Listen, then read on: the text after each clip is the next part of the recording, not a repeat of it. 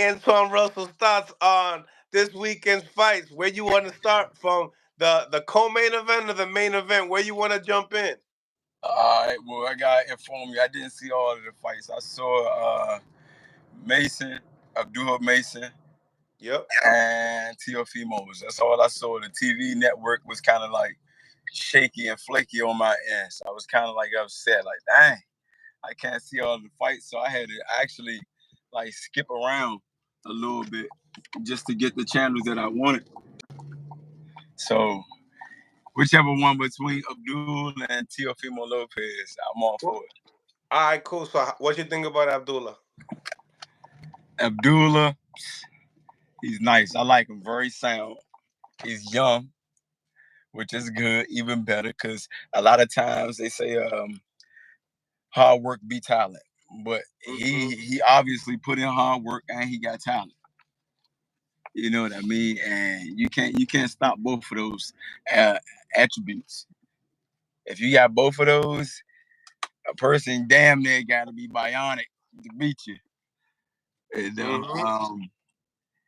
at that point, you just can't have no off days. And I've seen a lot of fighters from elite to up and coming get old overnight. You know what I mean? If that makes sense to you. Like Yeah, yeah. for an example, you had an Oscar De La Hoya who was undisputed, reigning champion in this division, and you get in there with Floyd, and it looked like you just started because he outthought you. You know what I mean? Or you get in there with a Bernard Hopkins, and it looked like you just started, and he outthought you. You can't get old overnight, type of thing. You know what I mean? So that's a terminology. Basically, every dog has his day is another terminology. If Yep. that makes sense. But I don't think he's gonna have that. He's young. He's hungry. He's sound, fundamentally sound. He got good foot movement. He poised, so when it comes down to him able to get hit and not really panic, he very composed and he accurate. That's something that you want in a professional, I guess, growth. You got a lot of amateurs that's making the transition from amateur to professional, and that transition sometimes is like it's difficult to get away from your amateurish behaviors or concepts. And right now he looking good and professional. I like that. I like that. As a matter of fact, he gonna bring some spunk to the sport. If he come up to 140, I would love to see that. I mean, at this point, anybody at 140 can get it. But for me, if I had to talk about him and his skill set, man, Shorty gonna be nice. He's gonna be Well, nice. now that you brought it up, let's talk about your division, bro. Because that's shit. That's all you got to talk about when it comes to boxing, bro. If it ain't 140, you ain't really talking much. I gotta talk about my brother from another mother. Man, look, I already told him, I said, hey, bro, you better make sure you stay on point. I told him this before 2016. Eventually, we gonna see each other. Eventually, we gonna see each other. Stay on point. You know I love you, but when we step in that square, may the best man win. Teofimo Lopez. What the fuck? A lot of people technically, like critically, technicality wise, thought he lost. Yeah. But me, realistically, I'm Knowing like, the all right, game. he applied pressure the whole entire fight. You know, he was airballing. Yeah, he was airballing, not landing the shots that he wanted to land upstairs. But he made the adjustment and started touching the body, slowing down his target, making his target more stabilized and stationary. Now, did he get the performance that he wanted to have? No. The guy, Ortiz, he boxed. He stayed Now away. He kept his you distance. fought Ortiz in the amateurs. I want to say one time. Yeah, because when I was trying to talk to you about it, you kind of like didn't remember. a long time ago. Yeah. And then listen, once you beat so many people, it's just like, all right, that's my pass. What's up and coming next? So it's kind of like, man, I don't really remember all the faces that I done trashed and smashed. You know what I mean? Come on, man. No Hell disrespect, but shit. that's what it is.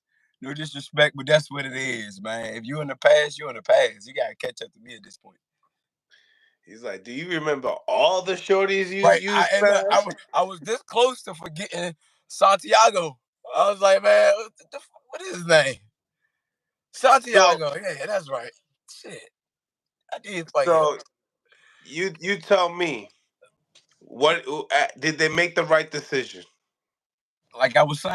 Like I was saying, Ortiz, he boxed, but it wasn't no thing of effective boxing. You know what I mean? It wasn't effective boxing. Mm-hmm. You in a championship fight, main event. At this point, your position, you got to beat the champ to beat the champ. He Yeah. wasn't fighting like he was trying to take a title or make a statement. He was fighting and performing like, I lost to him in the amateurs. He got better as a pro. I don't want to get touched by Teofimo Lopez. I don't want to lose. I don't want to get hurt. I want to do everything that's responsible. I'm not Mm, saying get reckless in it, but if you want a certain level of skill, something my father used to say, God rest his soul, I love him to death. He say, if you better, be better.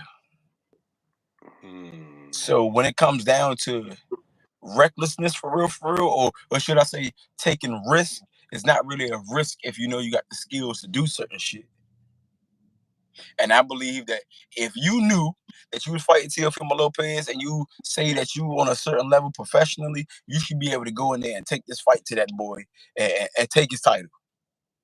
mm. You should be able to show certain attributes of your skills within your arsenal, showing like to the world, like, yeah, I can do this, I can do this, I can do this. Yeah, I'm boxing right now, but it's a game plan. Watch I flip the script later on in the round. Like when round 6 hit or round 7, he said he had the same game plan for all 12 rounds. He just ran.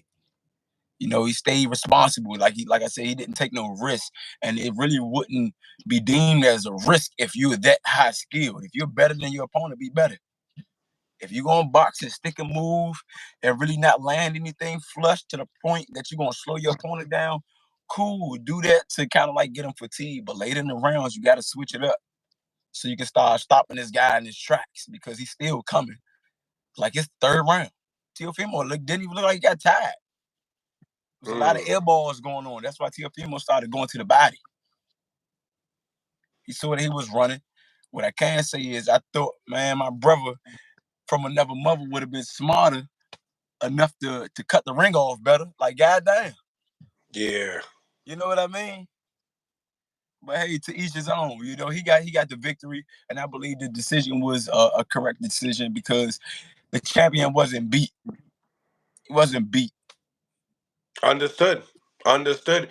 Now, in your eyes, as far as the division is concerned, how are fighters such as yourself look at this performance besides all that?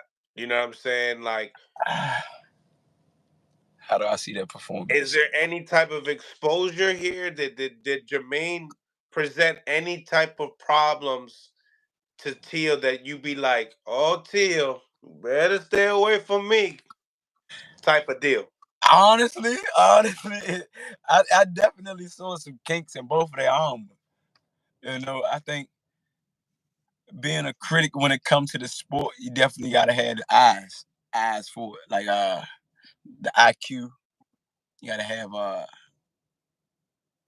the the ability to pull off the things that you see that can be exploited or exposed. You know what I mean? Certain guys, they got a game plan, but are you equipped enough to pull it off?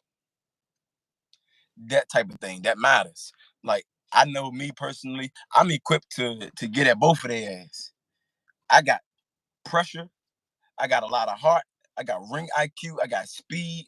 I can box. A lot of people. I just heard an interview saying that Matías would be a bad matchup for me because if I'm willing to get in there with Matías and I'm bringing forth the same game plan like I brought to everybody else supposedly, which is pressure, I'm gonna lose. Listen, styles make fights, and most of the time, majority of the time, intelligence wins the fights. It's that simple. Now, would it be smart for me to be just mano a mano with Matías? No, not to change the topic, but I'm basically getting into detail on me being versatile. Teofimo Lopez, I would box him. I could box him to the point I can get him frustrated, just like old boy did. Ortiz. Ortiz did frustrate him because he couldn't get close to him. Ortiz kept running. Teofimo, he wanted to fight. It's a championship fight. Let's fight. You know what I mean? And Ortiz, him being safe, overly safe, he boxed him. He boxed, he stayed away. I really can't say it was effective boxing because it wasn't effective boxing. You really wasn't landing no clean shots. You really wasn't landing no effective shots, like hard punches, to the point that you're making Teofimo Lopez stop and think, like have a second thought process. Like, let me rethink this before I come in. No, it was no respect from T.O. Like, I'm about to walk you down because you're running. You're not really throwing nothing. You're not really touching me. You're not hurting me. You're not even trying to hurt me. You're running. So the respect level was gone out the window for Ortiz dealing with Teofimo Lopez. He didn't respect Ortiz. Teofimo didn't respect him. He didn't have the punch of power. He didn't have the game plan that would make Teofimo Lopez second guess himself or second guess applying pressure. The whole entire fight, he applied pressure. But I can say he got frustrated, and it showed. He got frustrated because he couldn't land upstairs. He landed probably 3 clean punches or 4 clean punches upstairs that got Ortiz's attention, like flush ones. You know what I mean? But after that, Ortiz ran like he planned. And Teofimo, he didn't like that. He started going downstairs. Make his target more stationary. Now, I think if it was me, if I was to box Teofimo Lopez, give the fans a fan-friendly fight, if I was to box Teofimo Lopez for 4 rounds and then give him what he want, he'd run into some hard shit. And I love him dearly. Now, he need to work on that. And I honestly, they say love gets you hurt, love gets you killed. In this sport, you can't go in the ring being pacifist. This is just me being a critic on the sport that I love. You know, and I'm giving y'all my IQ. This is what I see. Like I said, styles make fights, and both of them was exposed. Ortiz, he really can't fight going backwards. Even though he was boxing, he really can't fight going backwards because it was a couple of times Teofimo Lopez, he did manage to cut the ring off. Not as good as he should have, but it was a couple of times he did, and Ortiz was just stuck. Like, he froze. He grabbed, he turned, and started doing like some rabbit punching. You know, he tried to hurry up. That's equivalent to somebody throwing like a unorthodox type of off guard, offset, get off me type of punch, fearful type of shot. You know what I mean? He's like, oh, we call that scatter fighting. You know how dogs, when dogs get attacked, they're not really an aggressive dog. But because another aggressive dog came and tried to bite them, they scream. And while they screaming, they still like nipping back. They're not really grabbing and shaking. If a dog really want to hurt you, he gonna grab you, he gonna lock hold, and he gonna shake whatever he got. Like, he gonna ragdoll you. Gordo was showing that ragdog mentality, and Ortiz, he was showing that scatterbiting mentality. Like, hold on, wait, I wasn't ready. Let me get out of here. And it wasn't even no Floyd Mayweather type of let me get out of here, set you up for something. Like I told somebody before, I said a lot of these fighters, they trying to imitate Floyd and do what Floyd do, but they're not Floyd.